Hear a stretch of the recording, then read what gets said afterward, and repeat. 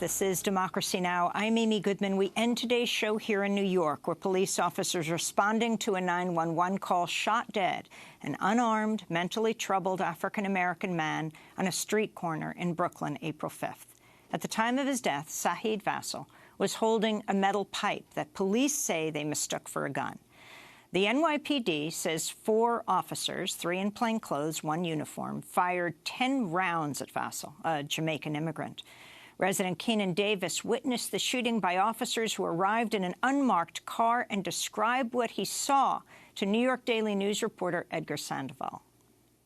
He walked across the street with the thing in his hand. The cop's car was coming up the street. They take a U-turn. They came out the car. They didn't say freeze. They didn't say drop a weapon. In 2 seconds, all 4 cops started shooting. They killed him. Was there like any exchange of words? No words. No words exchanged. Nothing. What went through your mind when you were seeing this? When I saw they come up and I saw they made a U-turn, I said to my friend, oh, damn, the cops. I started to hold up my hand, trying to get their attention to let them know that, it's nothing serious. In 2 seconds, they start shooting. The New York State Attorney General's office is now investigating the fatal shooting. A recent study found the Crown Heights neighborhood of Brooklyn, where Saheed Vassell was killed, is one of the 20 most gentrified in the country. When over 1,000 protesters gathered at the scene of his death, many longtime residents expressed concerns that 911 calls from new residents in the area have contributed to the criminalization of pre-existing low-income residents of color, especially black men. At first, the NYPD released edited surveillance video of Vassell's actions prior to his death. Then, after pressure, they released video showing the cops shooting Vassell. None of the officers who opened fire were wearing body cameras. The Vassell family is now calling for the release of all unedited video from the area leading up to and during the shooting. For more, we're joined by Saheed Vassell's parents, Lorna and Eric Vassell. We welcome you both to Democracy Now! And our condolences on the death of your son. Thank you. Can you explain to people what you understood happened, and where were you at the time, Eric Vassell? I was home at the time when I hear knocking on my door. I thought it was my son coming in, because he always come home at that time. Then I hear my other son say to me, Dad, they just shot Saheed. I said, who shot him? He said, the police shot him, and he went away. I began to cry. I cried until I heard the door open. That was my son who entered back the door. I said, what happened to the young man? He said, Dad, he died. And I stopped crying. And I just sit there in awe. After a while, I went to call my wife. I didn't get her. I waited for another time. I called her back, and I told her that Saheed met in an accident, and she said, okay, she will call me back. And I just stayed there, wondering about, how my wife going to take this tragic news to hear that her son, and who is my son, have just died. Lorna Vassell, how old was Saheed? Saheed is 34 years old. And talk about what you understand happened. I understand that Saheed was on the street playing around with his friends. He left going to the store. And when he was going to the store, I get to understand that as he entered between Montgomery and Utica Avenue, an unmarked police car just turned around. They did not ask him any question. They just started to fire all those shots at him. One of the guys said, when he ran to stop the police to say, no, he is an innocent person, he said they have already killed him. That's all I get to hear about my son. Saheed Vassell, your son, apparently, as we've been covering this, slid into a downward spiral after the police killed his friend, Hortense Marlon Bevell? Yes. In 2008, relatives and friends confirmed on Saturday. Is that right? Yes. And so talk about his mental state and what the police are saying. Saheed diagnosed a couple of years after his friend died that he had bipolar. I got help for him.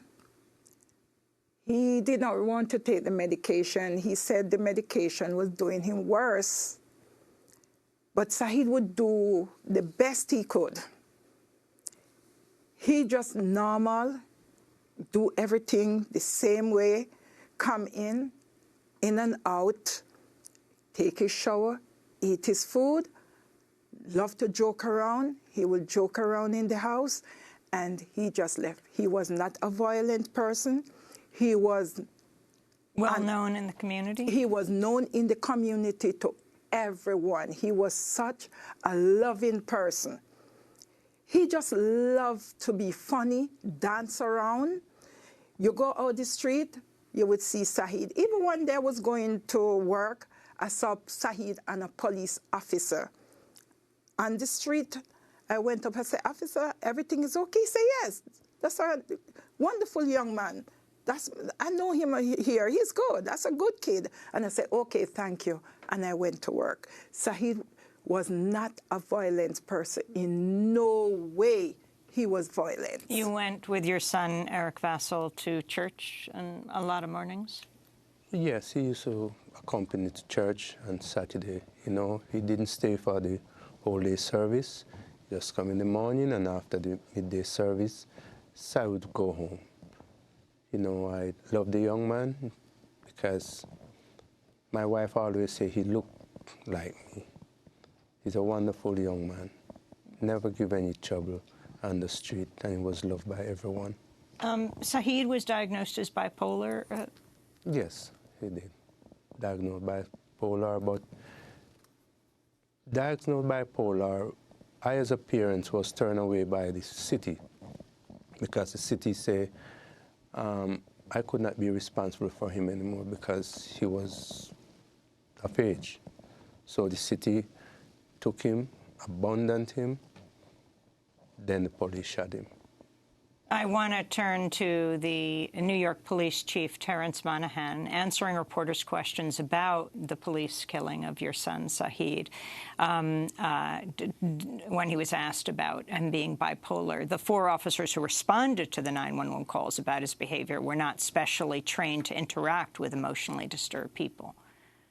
This was not an EDP call. This was not an emotionally disturbed call. This was a call of a man pointing what 911 calls and people felt was a gun at people on the street.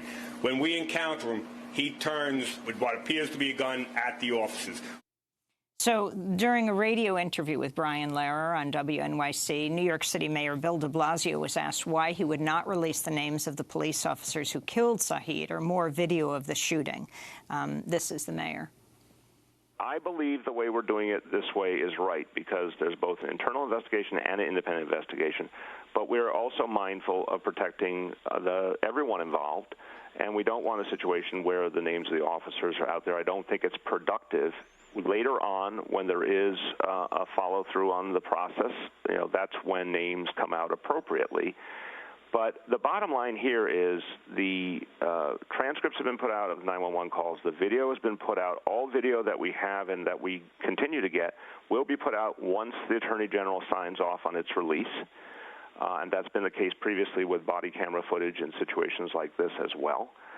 And there's going to be a full process here to find out the truth. I spoke to Mr. Vassell, the father of Saheed, and he said to me the one thing he hopes will happen at the end of this process is that the truth comes out and justice is served, whatever that is. And I said I am absolutely committed to that, and I know the Attorney General is as well. So that was New York Mayor Bill de Blasio saying the video of police shooting Saheed was withheld because the New York Attorney General's office prevented its release during its investigation.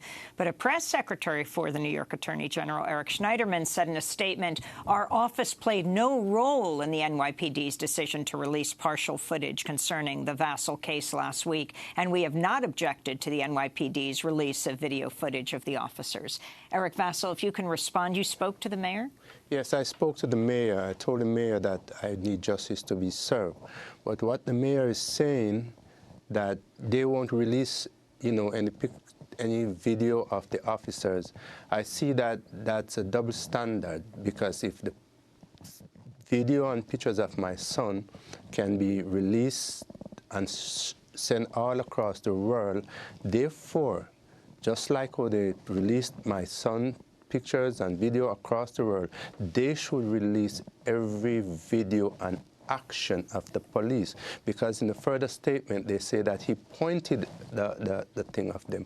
I would always say a picture word, 1,000 word. So if he did have an object in his hand, they should show him pointing that object at the police. That's the picture I am looking for. They've only shown him in this menacing position holding this bar, but there's obviously clearly commercial area. There's lots of video that you could see. This is somewhat reminiscent of Tamir Rice, where within seconds of them arriving, they shot him. They shot him.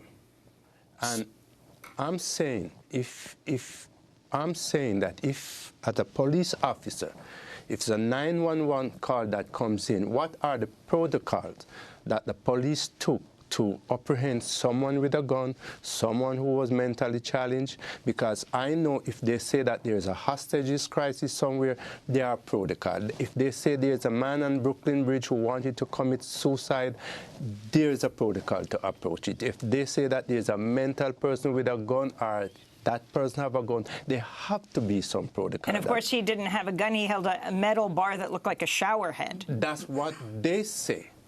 That's what they say. He have something in his hand that looked like a shower head. That's what they say. We have to leave it here, but we will continue to investigate this case. Lorna and Eric Vassell have lost their son, killed by New York police earlier this month. I'm Amy Goodman. Thanks for